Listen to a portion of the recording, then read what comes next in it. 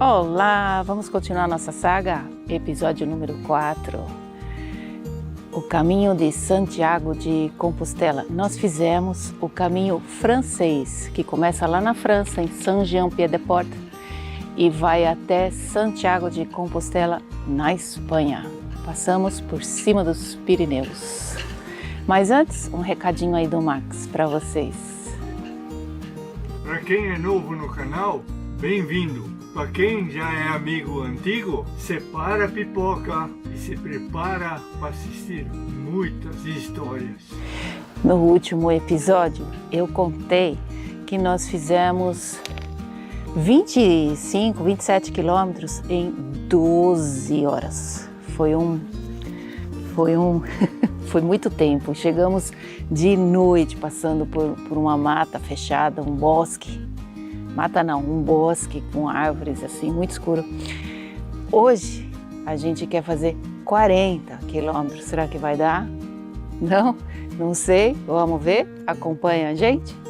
Assim, também fiquei de explicar por que o dono da pousada estava querendo nos ajudar do jeito que nos ajudou. Primeiro, roda a vinheta para que quem ainda não nos conhece entenda um pouco sobre quem nós somos. Olá, nós somos Max Miriam, um casal que rompeu com as tradições, com o mundo tradicional e partiu para levar a vida de uma forma mais livre e plena. Construímos o nosso próprio motorhome e partimos rodando pelo Brasil e países vizinhos. Mais tarde, rompemos com mais barreiras e saímos da terra para vir viver a bordo de um veleiro no mar. Nesses próximos episódios vamos contar a história que serviu de alicerce para todas essas aventuras que a gente viveu como motorhome e como veleiro.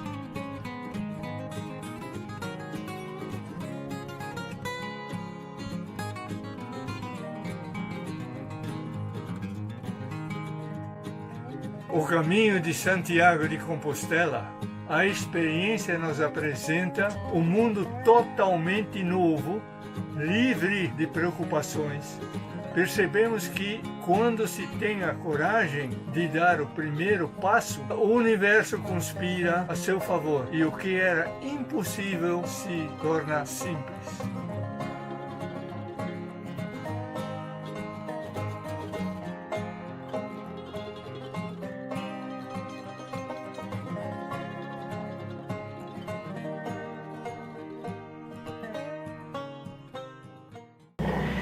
A pousada em Roncesvalles, ela fica num castelo antigo, enorme, muito bonito. E tinha realmente muita gente lá. Como eu expliquei no episódio passado, não tinha vaga para nós ali. Mas nos levaram para poder jantar, porque a gente tinha que jantar, podia jantar lá.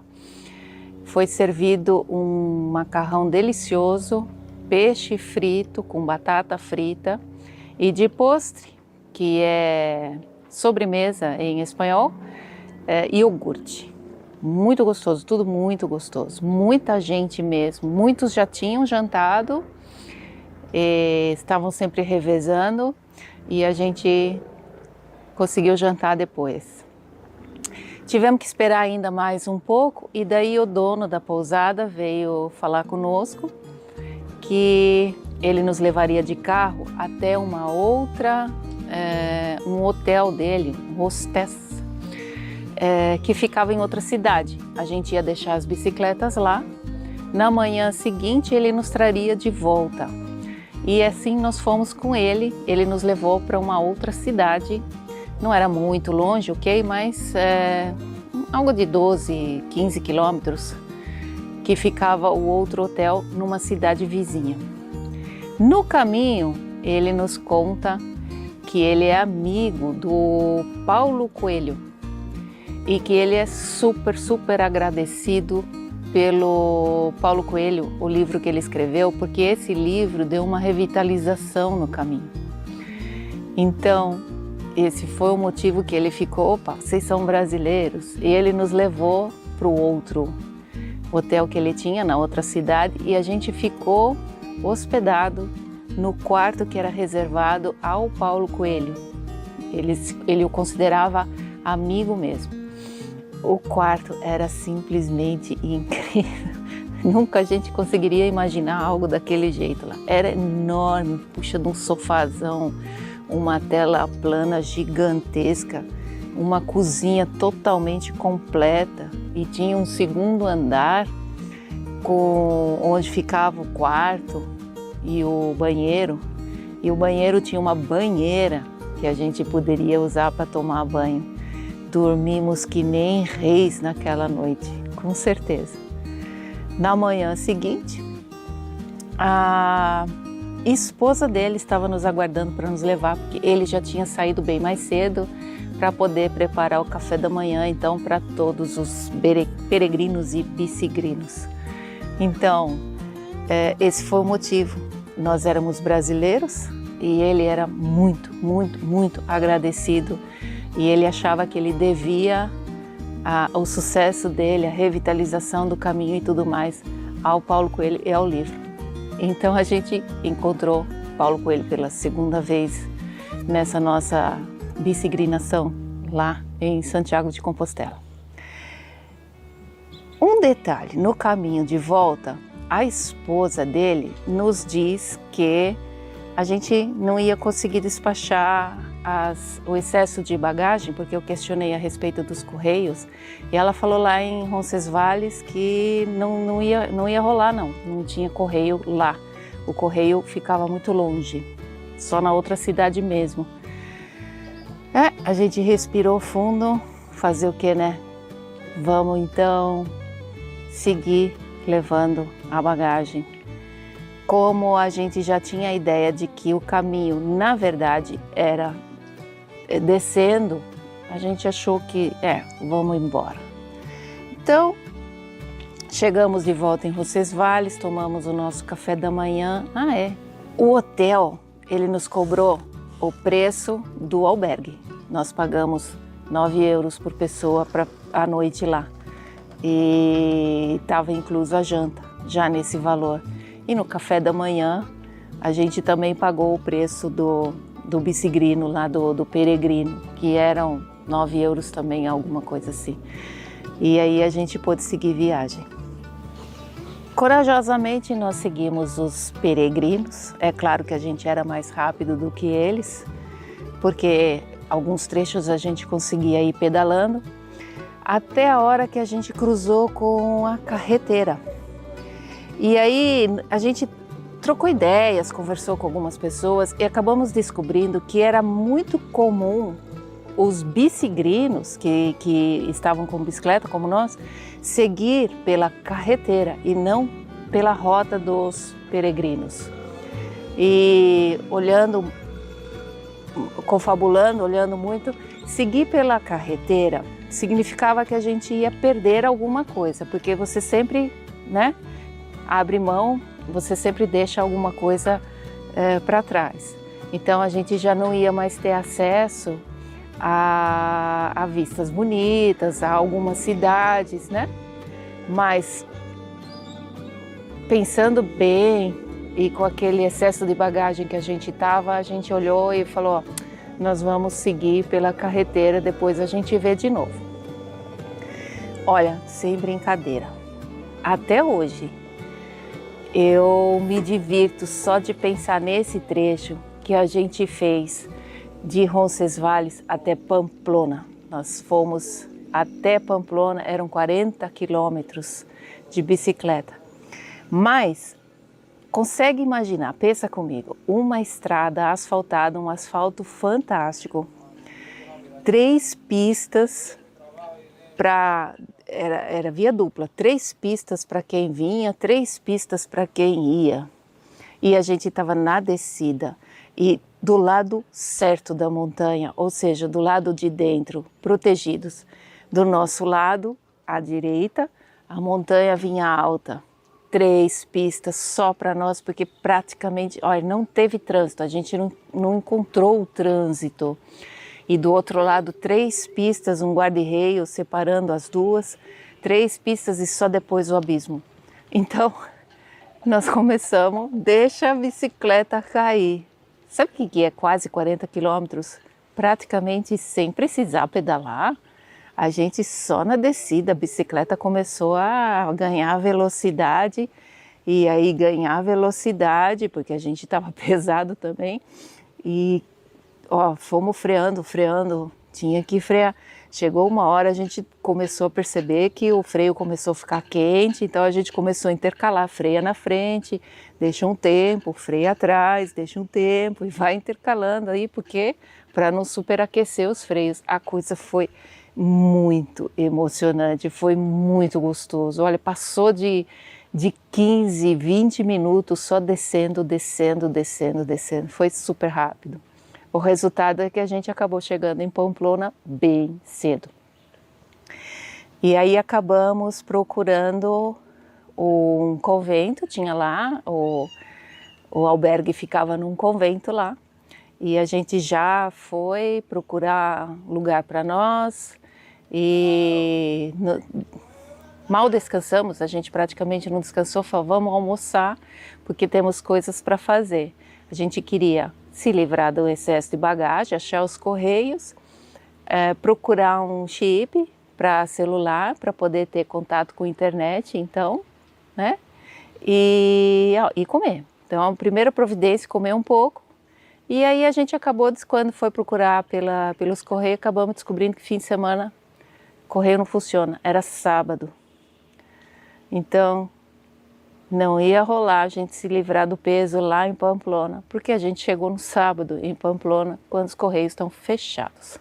Mas conseguimos chip de internet, então a gente tinha comunicação mais uma vez. E o luxo era 3G, cara, internet 3G, naquela época lá isso era um luxo enorme. E o preço era super acessível, 4 euros por semana para ter internet ilimitada, uma internet fantástica. E atendia a Espanha inteira. Muito, muito bom. Vou te contar. Pamplona, linda. Que cidade limpo, organizado, muito bonito. A gente passou uma noite gostosa lá. Dessa vez a gente estava no albergue, então foi a primeira noite que... Não, primeira noite não, foi a segunda noite, né? Mas a gente passou agora num albergue, num convento, então tinha muita gente num galpão grande, dormindo ali ao mesmo tempo. Ao longe a gente chegou a ver um casal que estava com uma menininha, uma criança de 9 meses. Ela chorou um pouquinho, mas o casal conseguiu manter ela calminha. Foi super legal. Na manhã seguinte, a gente falou, então tá, vamos encarar então. Não daria para esperar para segunda-feira para poder despachar o material pelo correio, porque como você é obrigado a seguir, sempre. Se você não seguir, a única opção que você tem para poder ficar uma segunda noite ou até uma terceira noite no mesmo albergue, sem seguir adiante na mesma cidade, no mesmo albergue, se você tem atestado médico. E, bom, a gente não ia conseguir um atestado médico, ninguém estava doente. Então, a gente só ia conseguir, a gente era obrigado a seguir carregando toda a nossa bagagem mais um pouco. O nosso próximo destino ficava a 25 quilômetros. A gente queria ir até Puente la Reina. E seguimos então, né? E a gente já estava assim, um pouco respirando fundo, porque sabíamos que agora a gente ia ter que enfrentar de novo subida com todo aquele peso extra que a gente estava levando. Em dado momento, nós estávamos assim, seguindo bem tranquilos e sossegados pela carretera, quando a gente começou a perceber alguns carros buzinando para nós. A gente achou aquilo bem estranho, né? Foi, por que os carros estão buzinando? E aí, olhando e reparando bem, a gente acabou se tocando que, na verdade, nós tínhamos saído da carreteira, sem querer, a gente saiu da carreteira e nós estávamos na A12, seguindo. E olhamos ao longe assim, a gente viu a montanha, né, que era para a gente subir, e um monte de homenzinhos bem pequenininhos andando lá em cima, assim. Falou, os peregrinos estão indo por lá. E o nosso destino é para o lado de lá dessa montanha. A gente olhou bem e viu um pouco mais adiante, sei lá, não dava nem 1 quilômetro, alguns metros, um túnel. Falou, oba, nós vamos passar direto por baixo, a gente vai passar pelo túnel, vamos seguir. E ficamos bem felizes, bem animados, a gente estava até acelerando quando um policial nos parou. O carro veio rápido ao nosso lado, buzinou, pediu para a gente parar e aí a gente parou. E aí ele falou, vocês estão seguindo pela A12, aqui é proibido para veículos lentos e bicicleta, não pode seguir por aqui, tem que ser pela carreteira. Aí a gente olhou e falou assim, mas onde que fica a carreteira? Aí ele mostrou o caminho assim, ele apontou para nós, a gente olhou, eu comecei a seguir o caminho, eu falei, caramba, o túnel está logo ali e essa carreteira vai fazer com que a gente tenha que subir por cima daquela montanha, daquele morro ali, é alto pra caramba. Ele falou, mas por aqui vocês não podem ir, eu não vou deixar. Ainda falei para ele, mas o túnel está logo ali. Ele deu risada e falou assim, se você insistir, eu vou ser obrigado a levar você presa. Eu falei, então tá bom. Então, né, nós fomos pela carreteira e toca-lhe subir. Sabe o nome do morro? Alto del Perdón. Eu falei, eu devo ter feito alguma coisa muito errada para ter que ficar pedindo perdão aqui e fazer esse morro. E a gente tirou muito sarro. Vamos buscar o perdão, então, vamos buscar o perdão. Mas assim, tá, a gente foi, seguiu, foi parando, chegamos em cima do morro e depois a descida foi só alegria. E aí a gente chegou logo em Puente la Reina, cidade, mais uma vez, uma cidade muito bonita, bem menor do que Pamplona. E vou te contar um negócio, o melhor jantar de toda a bicigrinação foi em Puente la Reina. É isso aí, isso foi o vídeo de hoje. Eu espero que você tenha gostado. Aqui começamos a entender de fato o que o caminho e a peregrinação representam. O que ela provoca na percepção. Tem seu porquê. Te ensina a ter fé. Fé é ter coragem. Resiliência é coragem. Nós tivemos que retroceder e ir em busca do perdão. Sem perder a alegria, independente da exaustão que significava ter que subir aquele morro. Subimos o morro e recebemos como recompensa uma vista linda, maravilhosa. E uma descida super revigorante. Volto a repetir, estamos em uma época muito desafiadora. Para passar por esse período de turbulência que vai passar, e existem indicativas de que não demora. Para passar por esse período, é preciso equilíbrio e resiliência. E baseado em todas as nossas experiências, nós fizemos um livro, 5 Passos para uma Vida Mais Plena. Se você tiver interesse, o link está aí na descrição, ou então lá no primeiro comentário, dá uma olhadinha lá. E para quem já adquiriu o livro, obrigado, né, Marcos? Sim. Sempre que necessário, a gente está fazendo uma atualização nesse livro. E você, que já adquiriu ele, vai receber essas atualizações. Você vai ter acesso a ele sempre, ok?